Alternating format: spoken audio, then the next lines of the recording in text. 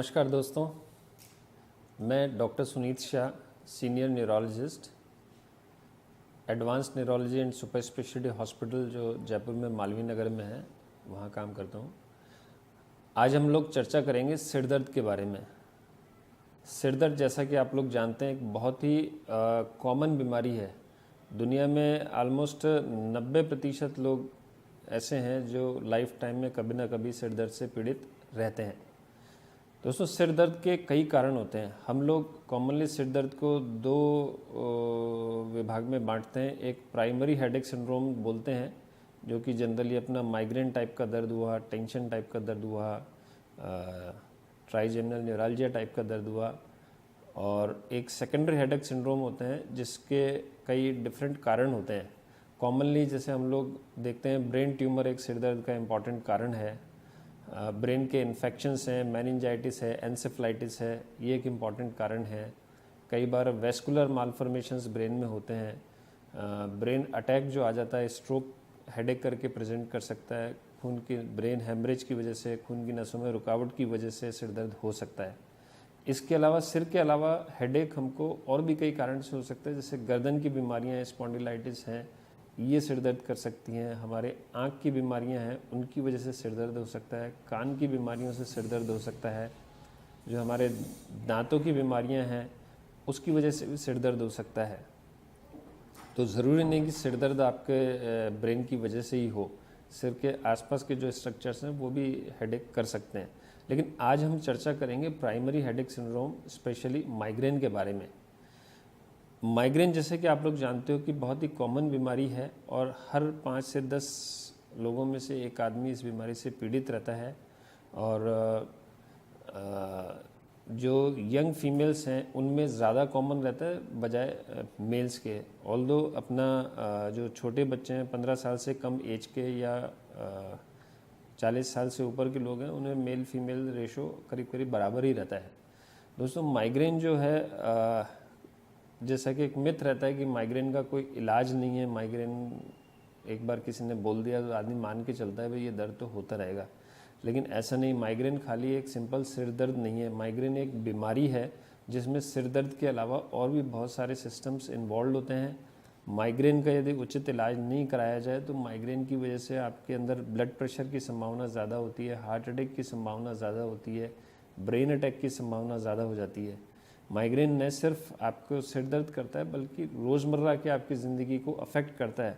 आप डेली या हर 2-5 दिन में आपको सिर दर्द है, स्कूल से आपको छुट्टी लेनी पड़ती है, आपका करिकुलम अफेक्टेड रहता है, आप ऑफिस जाते हैं और हर 5-7 दिन में आपको सिर दर्द रहता है, चिड़चिड़ापन रहता है, आपकी वर्किंग एफिशिएंसी कम हो जाती है, तो वो भी अफेक्ट करता है।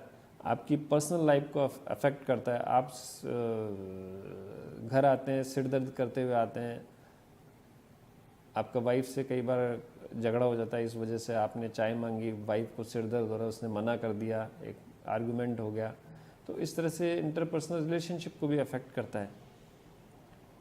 माइग्रेन क्यों होता है, इसका स्पष्ट कारण तो बताना मुश्किल है, लेकिन ये दिमाग में कुछ नर्व्स होती हैं जो एक्सटर्नल स्टिमुलाई की वजह से एक्साइटेड हो जाती हैं और उनकी वजह से ये सिर दर्द होता है।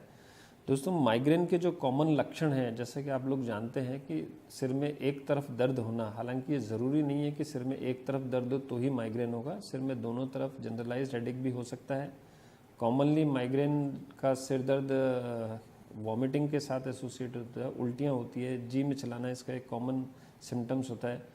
कभी कभी सिर दर्द शुरू होने से पहले पेशेंट को चक्कर आने लगते हैं, या आंखों के आगे लाल पीले तारे से या लाइनें सी नज़र आना, धुंधलापन नज़र आना, ये भी इसके सिम्टम्स हो सकते हैं।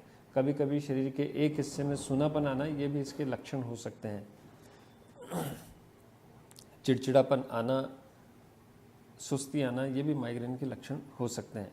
तो इसलिए माइग्रेन को पहचान करना ज़रूरी है। नॉर्मली माइग्रेन के पेशेंट्स में हमें जांचों की ज़रूरत नहीं होती, लेकिन यदि डॉक्टर को डाउट होता है कि माइग्रेन के अलावा कोई दूसरा कारण भी हो सकता है, तो उसे रूल आउट करने के लिए कभी कभी हमको सीटी स्कैन या एमआरआई करने की आवश्यकता भी पड़ती है, या इन्फेक्शन वगैरह रूल आउट करने के लिए, एनीमिया तो नहीं है, उसके लिए ब्लड टेस्ट भी करते हैं।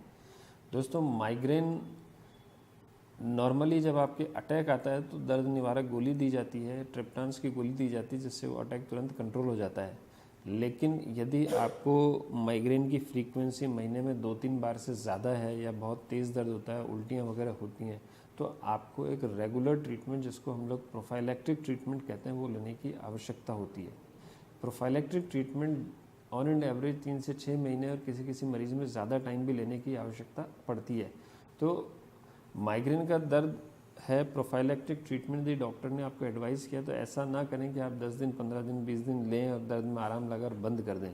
नहीं, ये रेगुलर उसका पूरा कोर्स होता है, जो डॉक्टर की सलाह से ही आप बंद करें, तभी ये कंट्रोल हो पाएगा। कुछ माइग्रेन के प्रेसिपिटेटिंग फैक्टर्स होते हैं, जैसे शोर शराबे से किसी को दर्द होता है, तेज लाइट होती है, या अपने डिस्क वगैरह में पार्टीज़ में जाते हैं, फ्लिकरिंग लाइट्स होती हैं, उनकी वजह से भी किसी किसी को सिर दर्द होता है, स्मेल्स वगैरह से सिर दर्द होता है, भूखे पेट रहने से सिर दर्द होता है, एक्सट्रीम्स ऑफ टेम्परेचर भी सिर दर्द प्रेसिपिटेट करता है, जैसे बहुत ज़्यादा तेज़ धूप में आप चले गए या ठंडी हवा लग गई, उससे भी माइग्रेन का दर्द प्रेसिपिटेट होता है। तो माइग्रेन के मरीज़ों को इन चीज़ों का ध्यान रखना बहुत ज़रूरी है, एक दिनचर्या का ध्यान रखना ज़रूरी है। माइग्रेन के पेशेंट्स के लिए ज़रूरी है कि वो टाइम से सोना, टाइम से उठना। आप वीकेंड है, ज़्यादा देर तक सोएंगे तो भी आपको सिर दर्द होने की संभावना है। जो आपका रूटीन उठने का टाइम है, आप उसी समय उठें, भले ही आप बिस्तर में लेटे रहें, बैठे रहें, वो कोई दिक्कत नहीं है।